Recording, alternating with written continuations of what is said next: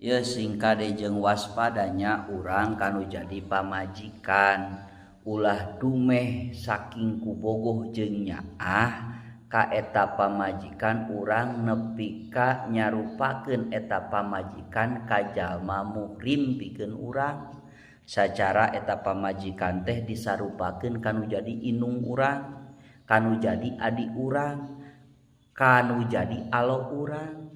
Sapertikeun kieu urang ngomong ka pamajikan teh, ieu maneh mah boga panon teh alus sipit ciga panon indung urang.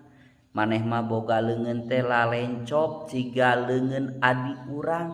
Ta eta teh haram hukumna samodel kitu teh. Disebutkeun zihar nu kitu teh agama ngaharamkeun. Lamun urang geus ngomong samodel kitu kanu jadi pamajikan mangka urang teh pada harita keneh kudu buburu muragkeun talak. Lamun henteu kari-kari aya waktu buat ngomong muragkeun talak heg henteu mangka eta teh urang wajib kudu kiparat. Anu sok disebutkeun kiparat dihartea nyaeta kudu ngamerdikakeun abid urang teh. Sedengkeun abid pan eueuh di urang. Meureun kudu kumaha? Kudu puasa 2 bulan. Itu puasa 2 bulan urang teh tah tuluy-tuluy.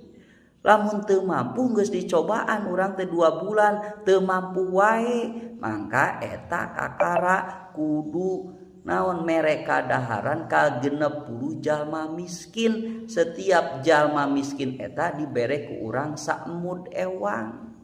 Kitu matak berat kade jeung kade urang ngomong samodel kitu nya.